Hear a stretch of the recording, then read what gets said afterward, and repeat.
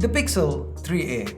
After months and months of leaks and speculation, it's finally official, and I have it here with me. In today's video, let's unbox it and see what Google has to offer with this brand new Pixel. Hey guys, Ash here from C4E Tech, and let's get this video started.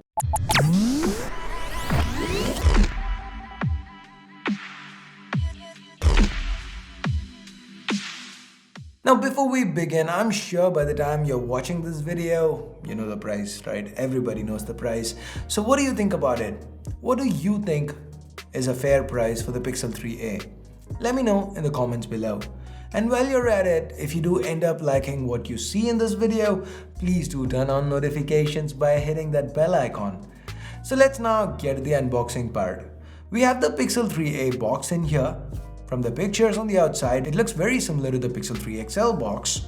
Tearing the seals open on both sides, let's take the top off. The first thing inside the box is the Pixel 3a. Let's remove the covers off and take a closer look.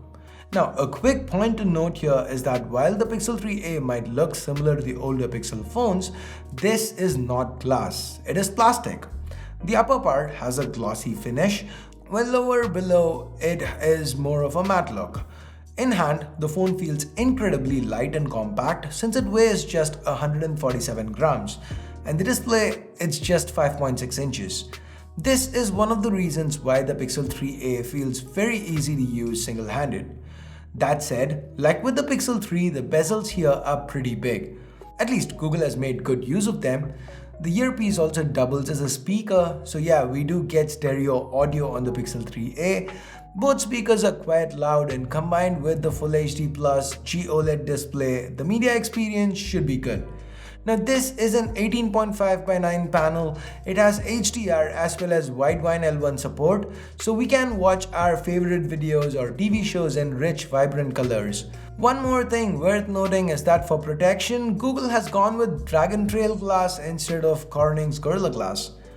Next, let's talk internals. Here we have the Snapdragon 670 coupled with 4 gigs of RAM and 64 gigs of onboard storage. Now, given it is a Pixel and we know how Google feels about microSD, no memory expansion. There is dual SIM support, but the Pixel 3a goes the iPhone route, single SIM plus eSIM. If you want to know more about eSIMs and how they work, here's a card to my video on that. Now coming back to the phone itself, we have stock Android 9 Pie running on it. It's really smooth, transitions seem to fly, and even apps open up nice and quick. Overall, the Pixel 3a in the short time I spent with it felt really fast and fluid. I'm hopeful that the Adreno 6.5 GPU inside should hold up well with gaming. Given that this is a mid-range chip and the display remains small, the 3000 mAh battery should be fine. Maybe not. I wouldn't really know till I've spent more time with the 3a. Google has, however, included an 18-watt fast charger in the box. And on that note, let us get back to the box. We have a SIM ejector pin followed by some paperwork. Moving them aside, we have a Type-C to Type-C cable for charging and data transfer, and then a Type-C to USB Type-A converter. Happy that Google's included that. We then have a pair of earphones. Yep, that is what you think it is. We will get to it in a bit. We then have some replaceable ear tips, and finally that 18-watt Quick Charge 3 charger that I showed you earlier. So that's it for the box contents. Let's now get back to the Pixel 3a. Yes, the headphone jack returns. It is present to the top, and here we also find the secondary noise cancelling microphone. The power button and the volume rockers are present to the right. The left houses the SIM tray. To the bottom, we've got the Type-C port, primary mic, and speaker. Now the back, here we have the fingerprint scanner. Pixel imprint is as fast and responsive as ever. And here we also have a single rear camera. Now this is a 12.2 megapixel sensor, the Sony IMX363. It's coupled with a f1.8 lens with OIS. So basically the same hardware we've seen on the Pixel 3 and the 3 XL. The pictures, they look excellent as expected. Most of the daylight shots, they have really good detail, and the dynamic range was amazing. Vibrant, punchy colors. Now though it is a single camera, the Pixel 3 software is at play. So the software zoom comes in, it does its work wonderfully well here too.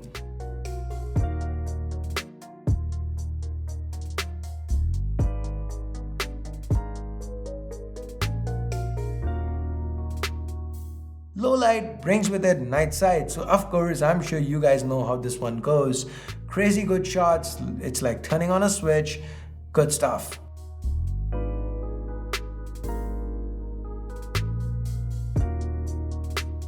The selfie portraits remain excellent as always.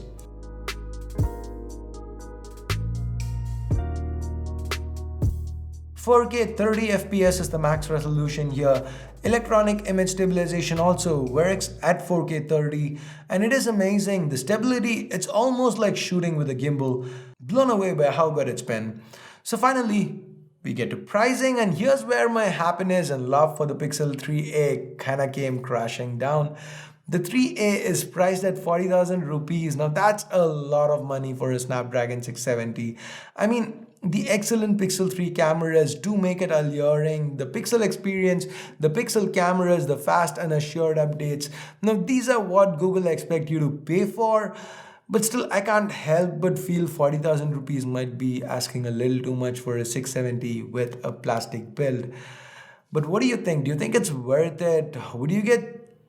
Would you be willing to pick up a Pixel 3a, or would you get something else, say wait for the OnePlus 7?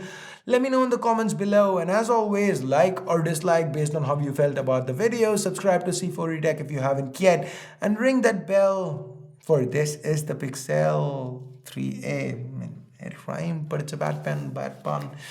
Okay, don't let that stop you from checking out these videos or the channel FTJ, and I will continue testing out the Pixel 3a and I will get back to you with a full review or any other videos. What else do you want to see about the 3a, a camera comparison or anything? Let me know in the comments.